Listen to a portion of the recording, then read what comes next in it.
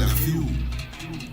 We living in a century where we living on lies. Society said the girls and we have to comply. We gonna pay reviews, we don't get reviews. Not for we get broken and we fall into the news. But they tell all the brothers that we gonna take a stand. Represent hope, bringing in the brand. We gonna take a brother hand and empower and elevate every boy, every man. Learn me. I just want to redeem my life slowly.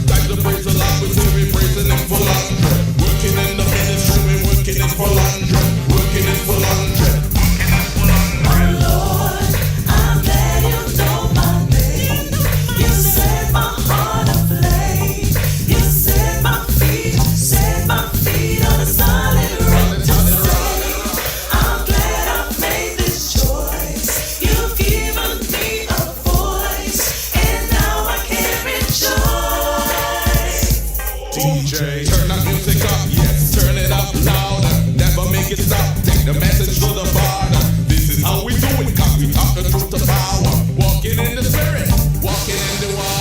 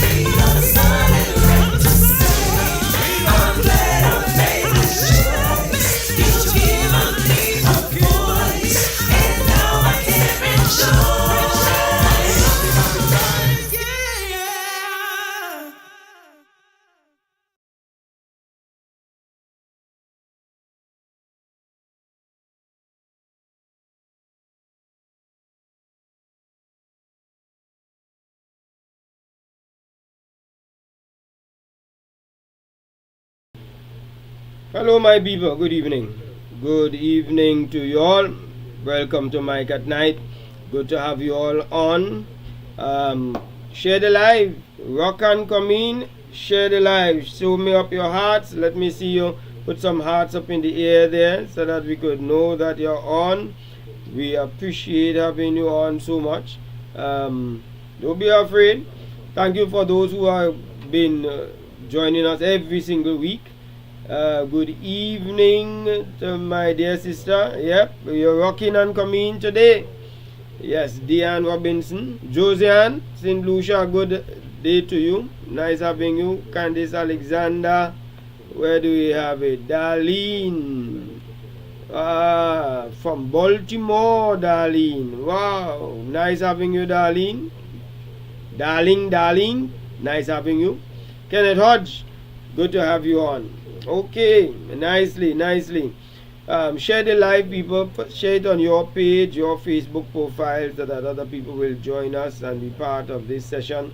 We're talking about some of the relationships we should stay away from, stay far from, because you know how things just go down. A lot of people getting into relationships they should be running from. What we have a tendency of doing, my people, is that we get into the relationship, and while inside of the relationship realize it makes no sense, right? We should not have gone in the first place. We're not doing due diligence. So we're talking about some of the things that you could actually look for, and we have what we call the revolving door. We come out of a relationship, we enter sometimes the same relationship with no new arrangements, no new conditions, just because you miss the person. That don't make sense. And some people come out of this relationship, enter a new one, and the next one is just as bad. So we tend to blame those people out there. But I want to respectfully suggest that we who choosing the relationship need to be more discreet and be more diligent in choosing. Somebody said, investigate before you invest. We do not spend enough time investigating. Do not blame the other person when you go inside of there and you meet mayhem. Consider that you may not have done your due diligence in entering into it. And I know I'm going to hear people say, but what about the person who could pretend well? Well, there are people who could pretend well, but nobody can pretend consistently well for a long time. Just give the relationship time before you get into it. You don't have to be. Some people get into a relationship, they meet the person 2 weeks. They're in a relationship with the person. You crazy? You're not going to know that person in 2 weeks. 1 month you can't even know them. You'll know them in 2 weeks. No. So let us not do that kind of thing. Just be friends. Just get to know the person, get to understand who they are, and just monitor. And then decide if you're going to make them more than a friend. Does that make sense, my people? I hope it does. To me, it does make sense. Because we see people with this going in and coming out, etc. Alright, but we're going to talk about it. And we're going to share something with you all. June Gashad, rock and come in. Lenora Moses, good evening. Edwin Tulsi, nice to have you. Everybody, have a seat. We're going and give you the start. But before we do that, let me just remember, did I tell you about this course we have called Debt is Death? Debt is Death is on the 26th of July. Some people have already started registering. I would suggest that you go to my website www.michaelatstewart.com. It's written at the right hand bottom of the flyer. And my son Jacques and myself, but he is going to be the principal presenter in that program to help you know how to get out of debt. But this is the introductory one. This introductory one will tell you the mess that sometimes we are in and help you to see clearly. And then now the program is going to tell you how to be able to get out of it. Once you see what caused you to go in. So the first session most likely is going to be helping you to be able to identify those things that put you in the situation. And now we're going to do a program to help you to come out of it. Alright? So that's a wonderful program. I've seen it very effective, and I really hope that you are able to make it to be part of that. Right? It is a free introductory program. Go to my website www.michaelatstewart.com. Put in the AT between this Michael Stewart and register. Alright, so we do have another program that we have coming up, which is Boys Polishing Camp. This one, as you know, is for boys, and it runs from the 18th of August until the 22nd of August, and we are targeting boys to be part of this, teenage boys particularly, so that we will help to change them from boys to gentlemen, because that's the age that they are really changing from boys to gentlemen. This particular course is at a cost, so you can go on the website and see it. It is running for 1 week. It is not overnight, but they come every day, and we are going to give them a full meal on the house one of the days, so that they'll be able to eat with knife and fork, eat a balanced meal, enjoy themselves. It is full of activity. If you have a young boy between 12 and 17, occupy them for the August holidays. We're going to do some skills development, and we're going to show them how to do some domestic chores, yes, putting together their own snacks and washing their own dishes, etc. We're going to teach them emotional intelligence, how to control their anger and their emotion, how to make good decisions. We're going to talk to them about that. We're going to do some personal development, help them to know how to dress for wear, to give them proper dress code, and good dining etiquette. And of course, you know, we're going to play lots of games: table tennis, cricket, football, the works, things that guys like, and so on. So don't miss out on it. Don't miss out on it. You all go there and register. That one, as I said, is at a cost. I think that one is, I think 600 TT. It is for the full week. Okay. All right then. So let's get going with the program. Sandra, Jack, thank you for joining us. Pamela Martin, yes. Josan is asking me if I believe in love at first sight. What do you all think? Yeah, Daisy Kids, good evening. Nice having you. I haven't seen you for a long time. Nice having you on. Do you believe in love at first sight? You all tell me. See if you could answer, Joseph. Alright. So while you are answering, this is my answer to you, Joseph. I believe that love is a verb. It is a doing thing. I also believe that love comes from knowledge. How much you get to know somebody. So you have that love, and then you have what is called the natural automatic love. You make a child, you just love the child. You don't, whether the child has a physical handicap or not, you just meet the child for the first day, the child was born the first day, you're going to love the child. That one is automatic. But when it comes to relationship, I believe just as the one with God, the more you get to know God is the more you love God. And people who don't have an experience and knowledge with God tend not to love God in the way they should. And I believe the same with relationships, that we need to learn to love by getting to connect with that person. So you can't meet somebody in a function, see the person, and fall in love with them. I do not believe that. That's my personal position on that. I think that that is infatuation, because there is infatuous love, and a lot of people fall for the looks, the handsomeness, and the beauty of the woman, etc. And I feel that is one of the reasons why relationships just get mashed up early in the game, because people are making it on the wrong premise. And that is why when you get married and you're having troubles inside of your relationship, people leave because they think that they are no longer in love.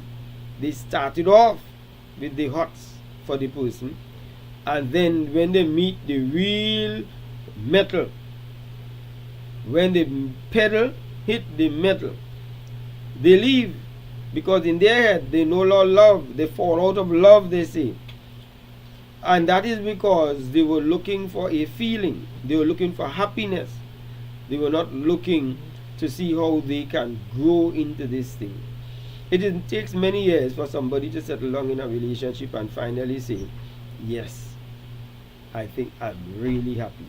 Otherwise than that, you're just going through the euphoria of things.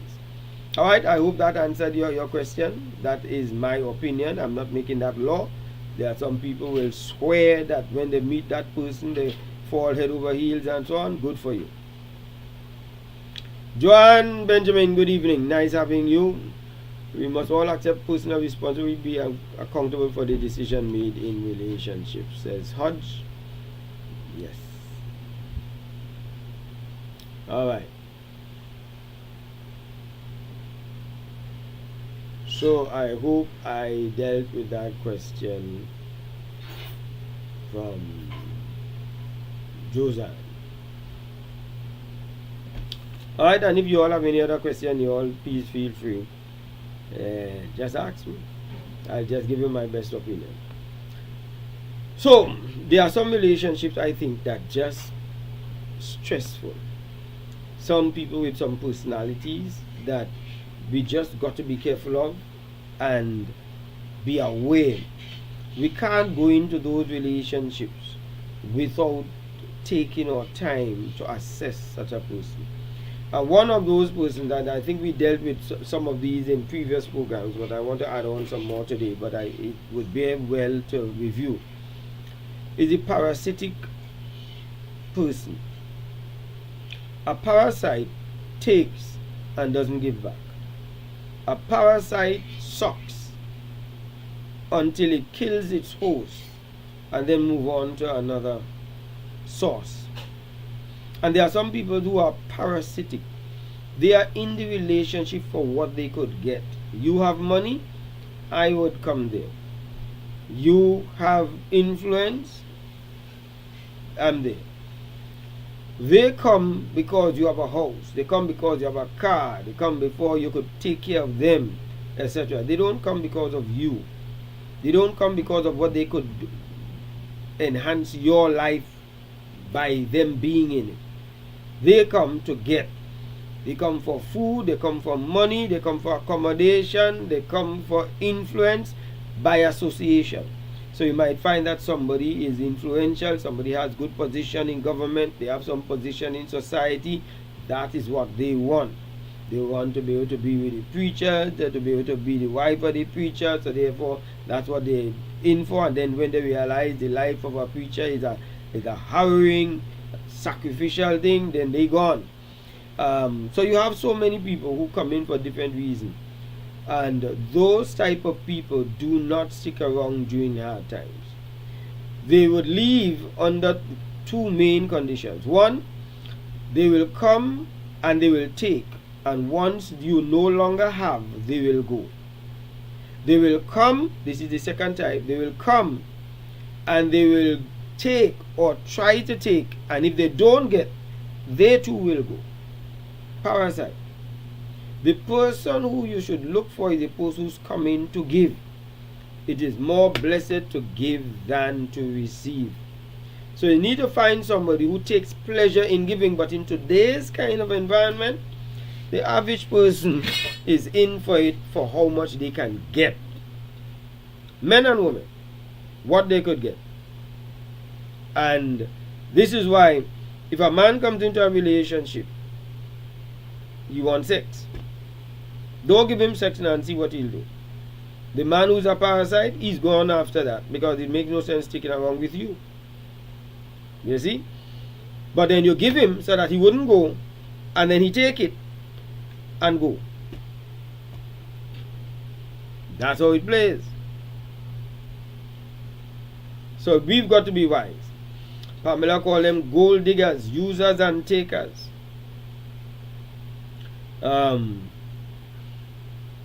Right, looks is an attraction, Todd says, and it fades with time. Yep. Absolutely. Alright? So those are the parasites. Then you have the parasite, and then you have these people who are toxic. Slightly different from the parasite people. These are the people who make your life a living hell. They make you so frustrated because of the way how they disturb your peace. Now, granted that some of the people who complain about people who are toxic, the complainer is the toxic one. Sometimes the complainer is the toxic one. But they are so toxic that they calling the other person toxic. But they are the ones causing a lot of things. But there are times when the other person indeed is toxic. Your peace is lost. Your happiness is lost. Your energy is drained. Almost every time you can predict a quarrel is going to come out of the simplest things. You're going to fall out on many things. And so it's just draining. That's what it is. Just pure draining. Those are relationships that you have to, as much as possible, is if you are not married to the person, put on your heels and put on some engine on it and pull your string and gas yourself up and slide out of it. It makes no sense. And I'm telling you, in today's world there are plenty toxic people. They are just full of abuse, full of quarrel, full of animosity, and some of those animosity has nothing to do with you.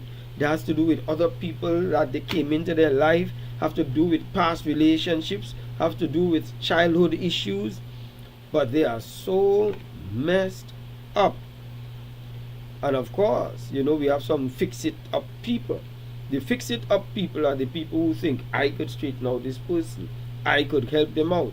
And we come inside there to help you out, and you drown the person who come in there to help you out too. No, you have to recognize if this is an issue, let the person remain as a friend while you're helping them. Yeah? Edwin Tulsi, good evening. He said, only studying themselves, right? It is all about benefits, not make an input.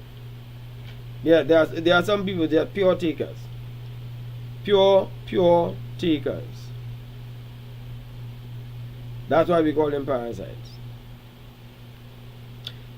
Third, so we have the parasite, we have the toxic, and now we have the hot and cold. The hot and cold people, today they're very loving, they're feeling love, and tomorrow you ask yourself, but what is this? You had a good day yesterday. What really transitioned? What changed that caused the hostility, the anger, the bad mood? There are some people, they are very shifty with their moods. They have a bad mood swing. And you don't have to do anything to swing it. They just have to get up and they are going to be subject to their mood. They don't control their mood controls them. The hot and cold, they're blowing hot today and cold tomorrow. You cannot predict them. And because of that, you don't know what you're going home to meet. You don't know what you're going to work to meet. You don't know what you're going out on a date to meet. Because they are hot and cold. They send you mixed signals. One time you think that you're going to get married to the person, and the next time the person don't even care to get married. They're giving out all kind of excuses. When you love, you're supposed to at least run hot for a considerable period of time, and every so often you go cold. Is it 5-1? 5 good things and 5 good feelings to 1 bad, not 1 good to 5 bad, right? So let some things run hot in the relationship.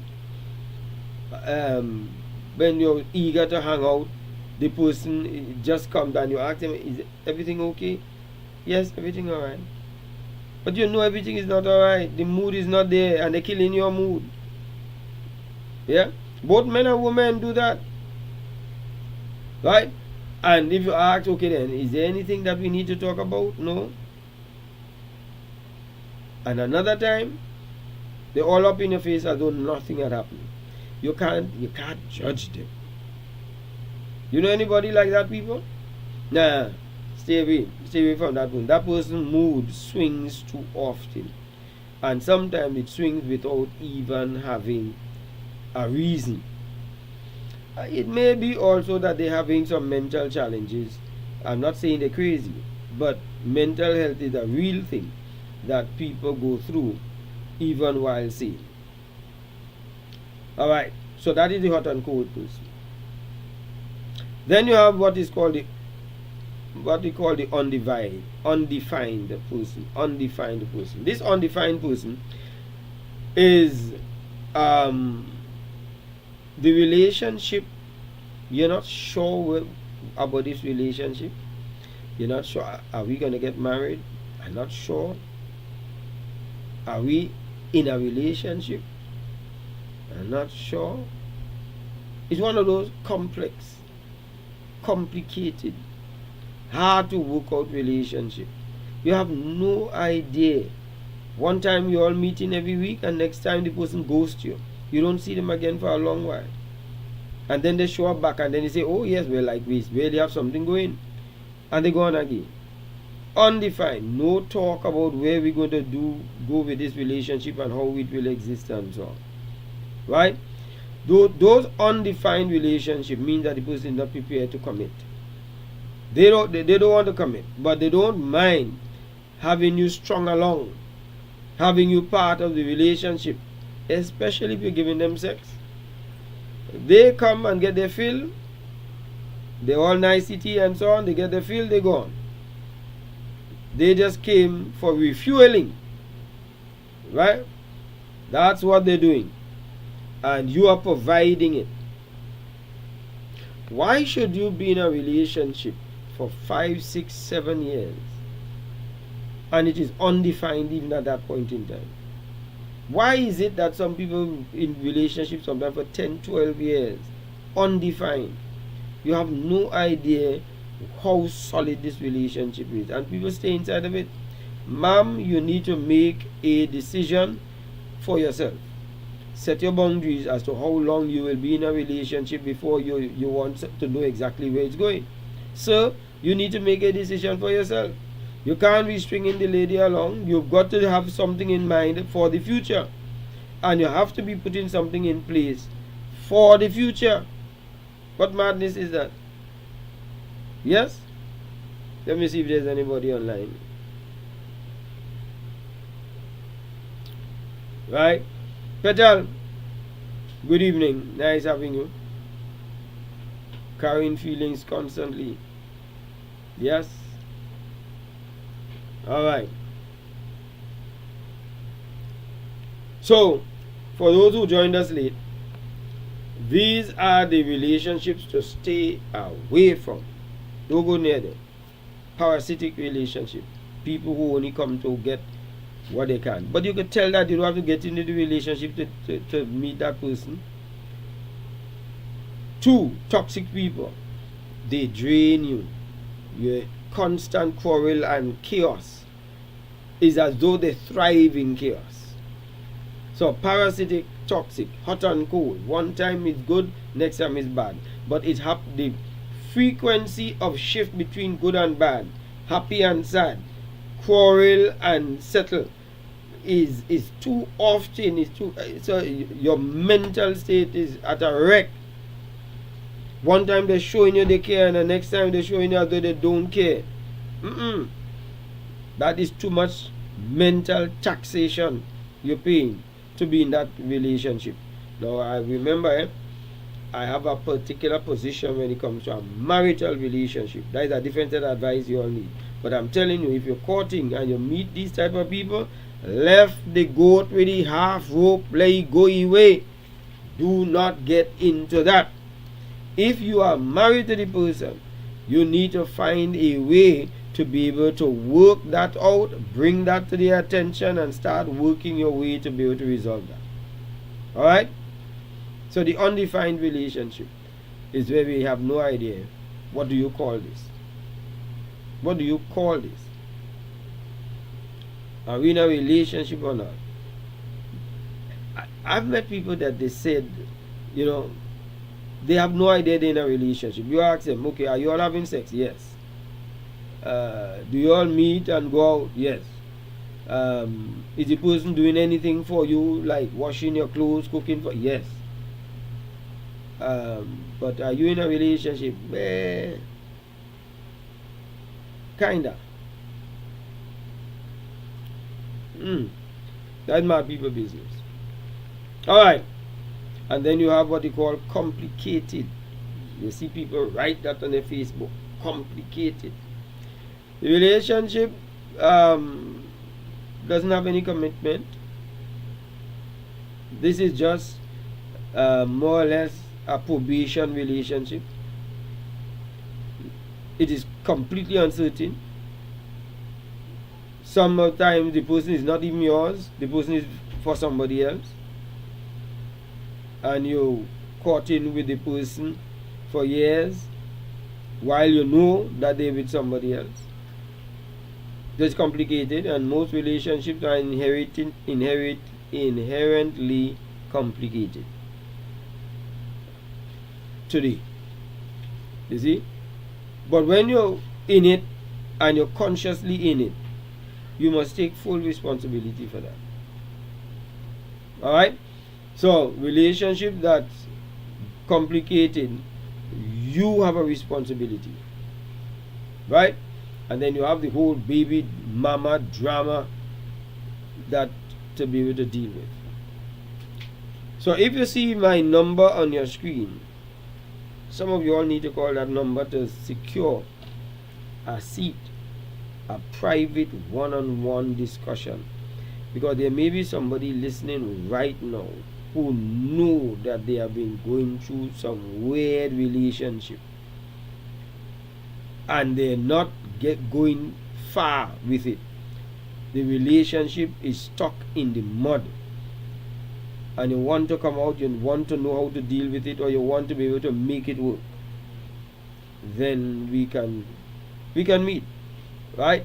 Call the number, set up an appointment. It will cost. I'll tell you that up front. I ain't ashamed to tell you that. It's not going to cost that much, but it will cost. But it is worth your cost to save a relationship that you think is what you want. Edward Jones, boy, I tell you, you must have been one of the most miserable children in your class when you was in school days. Anyway, right, some are not emotionally invested, therefore it presents with no deep attachment in the relationship. So, and program that I probably may need to do, Hudge, is to show that, you see, when you're having parental issues, mama issue and daddy issues and so on, it shows up in love relationships between people after, you know. Yes, and I have a book coming out trying to explain some of that, where if a girl does not have a close relationship with her father, she tends to disconnect from her man, because she does not know what it is like to enjoy that closeness. Yeah? And a man who does not grow up with his father to see what a pure love for his mother is, he tends not to know how to be loving to a woman. That's the reality. Okay. So, we spoke about those. Let me just take a quick break and remind you about the stuff that we have coming up. As we said, we have on the 26th of July, we have this program that is called Debt is Death. If you are like so many of us, you are in your neck with debt. Some people cannot pay their way through a particular month. They're running into arrears every succeeding month. Some people paying it, but after they pay all their necessary bills, they have nothing left. That's not a good way to live. And so Debt is Death is a program that you should register for. Just go to my website, michael80stewart.com, and be part of that. It's on the 26th. It is free. That introductory course is free, but on that day they will introduce you to the actual training program. But this one will give you a foretaste and an understanding of some of the things that you are going through, that you need to resolve. Right? So that is death is death. And then we have our boys polishing camp. This is a face-to-face. This is not online, for boys between the ages of 12 and 17, where we're teaching them how to prepare themselves for manhood, how to manage their emotions and their personal development, etc. Life skills, we're going to train them also, dress code, and of course we're going to have a lot of games, table tennis, cricket, football, etc. Alright? So I am looking forward for you all to go to the website michael80short.com. You cannot miss it. Okay, let me see who we have on now. What are you all saying online? Okay.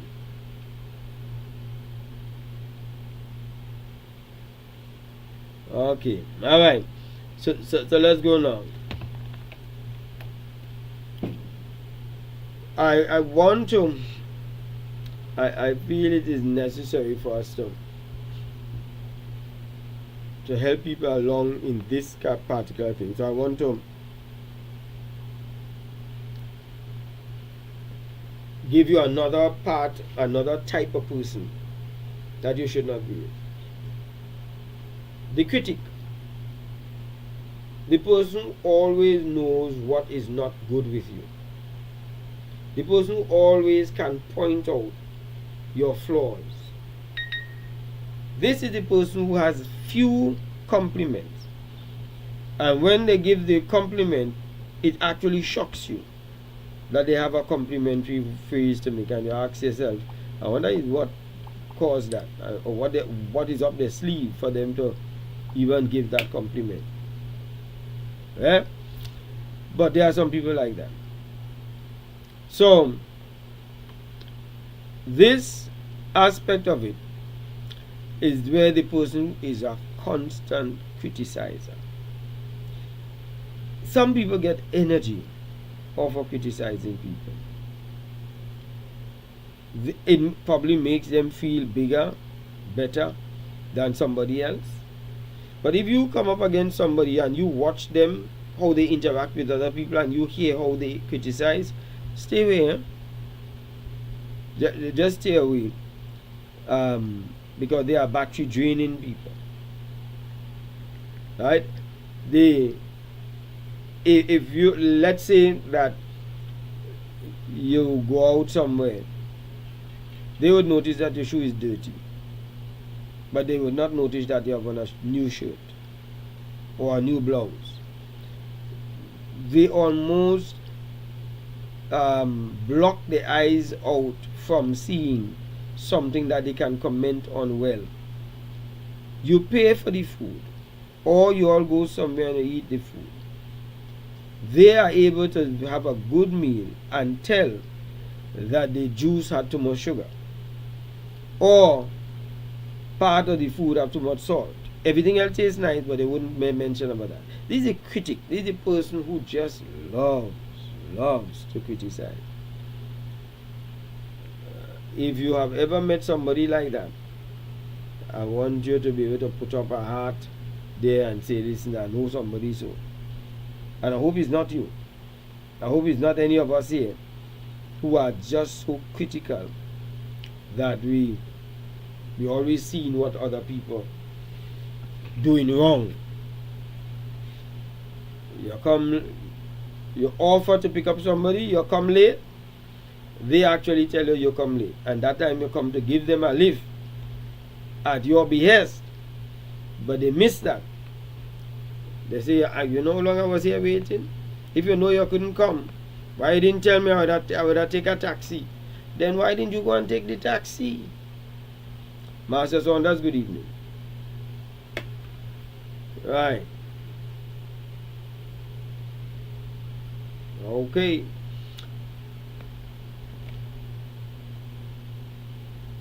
Right. So let's go now. So we have the critic. Then we have what the person who is passive aggressive. Another person to stay away from. The passive aggressive person is the person who have a problem. They pride themselves on not saying it. They may hint it to you, but they wouldn't say what it is. They would raise an issue, but would not explain the issue. They'll make an accusation about you, but they wouldn't tell you what the accusation, the context of the accusation, because in their head you should know. And I tell you, I have a little difficulty with people who tell me, raise something that they feel that I did wrong, but don't give me the opportunity to either confess and apologize or deny and defend myself. But you see that in between, you raise it. I just telling you that I have nothing else to say about it, and they leave. That's a relationship I feel I am quite okay to surrender. And when I talk relationship, I am talking about general relationships here. I'm okay to surrender that, because you're putting the person in a situation that they cannot resolve it, but you're raising it. Do not raise it, in my respectful view, if you don't want it solved, or if you don't want the person to at least share the truth or the facts concerning it. But some people are like that. They would go about, they have the passive aggressive, they're showing you that they're unhappy. You ask them, are you okay? They are not telling you, but you know that they're holding something against you. Yeah? Those are relationships that makes it very, very difficult to run with. But many times it is not, they themselves might be having their own issues why they are operating like that. Right? So that's one of the relationships stay away from, because you can't improve with those people. Then you have what is called a narcissist. Now this one is a disorder. It's a personality disorder. So we have to be careful that we don't go about telling people or calling people narcissists just because they don't agree with you. So I hear people, because somebody, they say something and the person they said it to did not agree with it, they call the person a narcissist. Clearly, some people have learned the word, glad to know the word, and just going about labeling people with it. But narcissism is a personality disorder that is written in the books that are supposed to officially declare things as disorders. But there are certain traits that people have that shows narcissism. The trait might be that they're very into themselves, very much do things for their own benefit and not for the benefit of other people, etc. And so they might be a bit selfish with the way how they are. That selfish type of person who is only in things for their own gain and can only see it when they need things. So they know you when they need you, but they don't know you when you need them. Those are people that make it very, very difficult for you to be in a relationship with. Those personalities. But you need to get to know some of them to be able to work it out, that this is how they are. Alright? I have two more, and then we call that a day. Let me see who's online. Right?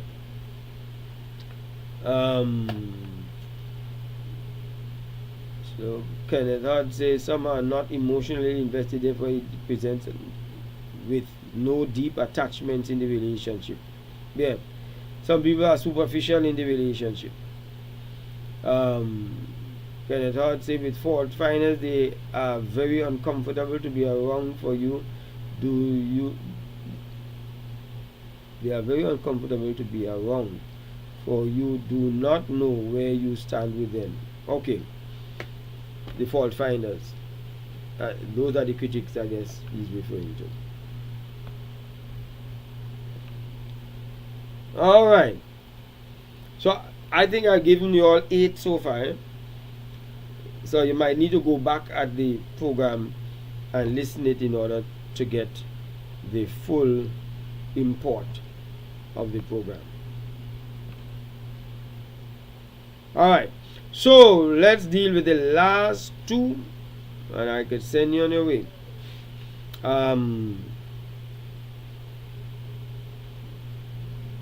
What was the last? The last one was the narcissist, the selfish person. Something that we spoke about some time ago called stonewalling. Stonewalling refers to somebody who is refusing to communicate, to evade an issue. They're not talking about it, even though talking about it, when you're in a friendship or a relationship, and as I said, I'm not necessarily just talking about love relationship here. When you're in a relationship, teeth and tongue will meet. We need to talk some things out. But there are some people who will not talk it out, but they will hold it in their heart against you. They are stonewalling. So this person refuses to engage in a conversation or share their true feelings when important issues come up. And this makes the other person feel as though they are insignificant, as though they are unworthy of honest communication. It makes them feel attacked, because even though they're stonewalling, not saying anything, you're technically attacking them in silence. You're coming up on them stealth, but you're not giving them a chance to be able to discuss things, because you are holding it in. It's just similar to when we talked about earlier, when the person just would not communicate what they have on their mind. So the stonewaller may come off as cold and refuse to admit that there is a problem. But you could tell that there is a problem. But the breakdown in the communication means that you cannot fix it. And actually, there are some people who do not want the problem fixed, because there are people who relish and thrive in chaos, in disconnect, in broken relationships, in dysfunctionality. They feel more comfortable there because they've had it for so long, and they don't want to come out of it. So they put you into it also. Stay away from the stonewaller. Because if you're trying to communicate with a stonewaller and they are refusing to be honest and open, then you need to really consider whether the relationship has quality and health in the first place, or whether it is a dysfunctional, unnecessary relationship. And then we got the final one. The final one is what we call antisocial relationship. Antisocial relationship. Have you ever had a friend or somebody who don't know how to behave in social circles, who don't know how to behave around people? There are some people who, when they get vexed, they really don't care where they are, who they are around. They will embarrass you. That is the antisocial disorder person that we're talking about, where they disregard social rules and violate rights of others when you see that they are out in public. And that's why, many times I stay away from large public gatherings, because there are so many people with antisocial behavior. And that's why you'll go to a function, you'll go to a wedding, you go to some sophisticated event, and people will break out a fight there. They'll cuss and carry on. You go to a wedding and the food is late and they behave as though they're starving and they have not eaten for days, and as though the people who getting married owe them a meal. Oh my goodness. I stay away from those people. I stay away from that. I stay away from that thing. Because you must have some decorum. That's what the old people used to call it. Decorum. something about yourself that says, listen, you're proud of yourself, and then you tell yourself, there are certain things you do. When you go into a function, nyam home. Eat at home. You are not going there to eat. You are going there to socialize, and part of socializing is eating. But you're not supposed to go there long got, hungry got. And when the food late, you make noise. Or if the food ain't cooked properly, you make noise. That's bad behavior. Antisocial people. So when you are looking to get into a relationship with somebody, and if it is a courting relationship, watch how they behave among people. What if they have manners? Or they take pride in bad behavior? So, some of the characteristics of the antisocial people I want to just drop on you. One is they disregard the rights of others. They don't respect other people's boundaries. They don't.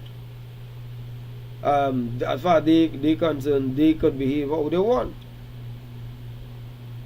And that disregard of the rights of others, that is antisocial. Have you ever tried reversing into a parking spot? Somebody sees you maneuvering into that parking spot and rush you? That is immanently. And then just jump out, lock the vehicle, and walk away. I've seen it. I've had it done to me. And all I do is I just go and find a park somewhere else. I'm not going to become as antisocial as that person. Another person, there are people who will become also antisocial, come out and cuss and pull cutlass. No, there's no need for that. So that's one of the characteristics of the antisocial person. The other characteristic of the antisocial person is that they lack remorse. It's as though they're not accountable for their actions, and they don't say sorry. They don't come to the point where it's as though there's no guilty conscience for the way how they treat other people. Nah, stay away from that person. If the person also is deceitful, think they could outsmart everybody, manipulative, stay away. If they're impulsive, just act upon how they feel. Reckless, stay away.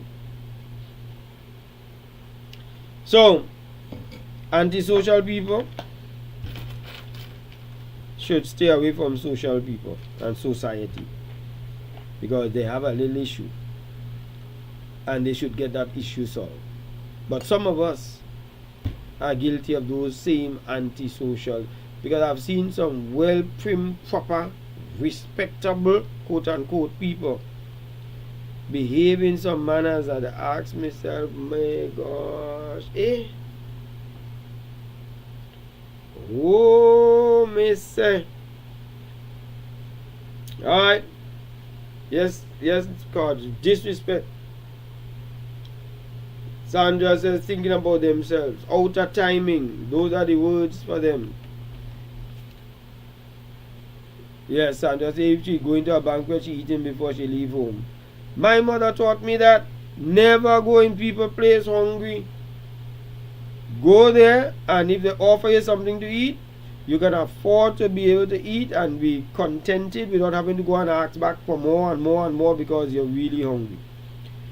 If you go to a function and they're late, you okay. It's the antisocial people that have to behave bad. They don't even pay a red cent. Yeah? And some of you people who getting married, 300 and 400 people, it's those same people you invite to turn around and curse you when your food not meeting satisfaction, and you invite them to your wedding.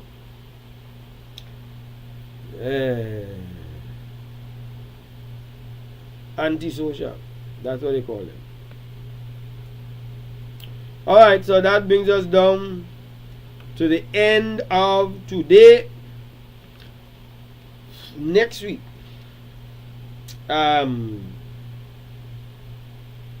we would not be having a program. I'll be engaged. So therefore I would not be. So I'm sorry about that in advance. I will try to post a rerun of a previous program for you, and I hope that I am on top of the ball in my memory to do so. Alright, my people, thank you very much. God bless you all. It's always a pleasure having you all, and I look forward to seeing you all the following Thursday. I'm Michael Stewart. Good evening and enjoy your day.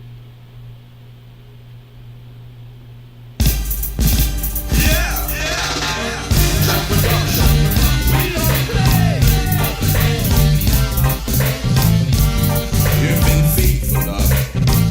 You've been faithful. Oh Lord, I'm glad you know my name. You set my heart aflame. You set my feet on a solid rock to stand. I'm glad I made this choice. You've given me a voice, and now I can rejoice. Watching gold move, they call me Mr. Diligent. When me meet a please the Lord, I'm dining with the president. Thankful for my warriors who bring me through the testament. Calling on my warriors, calling on my warriors. Everything me put me heart to doing it for 100. Time to praise the Lord, we say we praising him for 100. Working in the ministry, we working it for 100. Working it for 100, working it for 100. Everything we put we heart to doing it for 100. Time to praise the Lord, we say we praising him for 100. Working in the ministry, we working it for 100. Working it for 100. Oh Lord, I'm glad you know my name. You set my heart aflame. You set my feet on a solid rock to stand. I'm glad I made this choice. You've given me a voice, and now I can rejoice. DJ, turn that music up, yes, turn it up louder. Never make it stop, take the message to the border. This is how we do it, cause we talk the truth to power. Walking in the spirit, walking in the water. Happy that we blessed, full 100. Walking in forgiveness, full 100. Healing from disease, full 100. Totally redeemed, full 100. Strength to the youth, full 100. Friendly with the truth, full 100. Free from oppression, full 100. Are we on a mission?